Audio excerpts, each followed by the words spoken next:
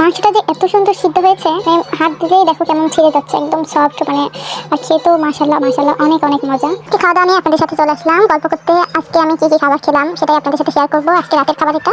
আপনারা সব কি কি খাওয়া দাওয়া করলেন অবশ্যই কমেন্টে জানাবেন। এই যে আছে, এখানে হচ্ছে গরু মাংস ভুনা, এটা হচ্ছে আমি প্রেশারে করেছি, তাই জন্য নিজেরা যখন খাবার সুন্দর করে সার্ভ করার কি দরকার, তাই না? যে এটাই ছিল, গরম করতে হবে যেহেতু। আর ওখানে ছিল পোলাও, যেটা সালাদ, আর এখানে হচ্ছে চাউলের রুটি।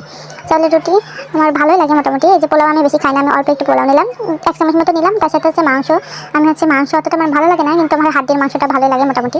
তার সাথে আমার আলুটা সব থেকে বেশি ভালো লাগে, মাংসের আলুটা হচ্ছে অনেক মজা লাগে। আমি আলু নিলাম 1 পিস। এই যে আমার খাওয়ার ডান। এরপর খাবো আমি রুটিটা বেশ ভালোই লাগে খেতে। আমি 2টা রুটি খেয়েছিলাম মাংস ঝোল দিয়ে, অনেক মজা লাগে। আমার কথার সাথে ভিডিও মিলতেছে না, কারণ আমার কথার ভয়েস আগে হয়ে যাচ্ছে। প্রেসারে মাংস রান্না করা হলে মাংসটা অনেক সফট হয়, ভালো লাগে, বেশি ভালো লাগে আমার কাছে। এই যে এখানে আমার ভাত খাওয়ার ডান একদম প্লেট তুষে খাওয়া হয়ে গেছে। তারপর খাবো রুটি। এই যে এই রুটিটা একটু মাংসের ঝোল নিয়ে, একটু মাংস নিয়ে খেতে যে কি মজা, তার কোনো ভাষায় নেই। মাংসটা মাশাআল্লাহ অনেক মজা হয়েছিল। রুটিটা দেখো কি সফট, একদম নরম, হাত দিলেই ছিঁড়ে যাচ্ছে। কি আমার খাওয়া দেখে আমাদের মুখে রুচি চলে আসছে না? রুচি আসার জন্য এই ভিডিওটা করো। যাদের খাবারে একটু রুচি আসে না, আমার এই ভিডিওটা দেখবেন, আমার খাওয়া দেখে অবশ্যই দেখবেন, আপনাদের খাবারে রুচি চলে আসবে। যাই হোক, ধন্যবাদ সবাইকে।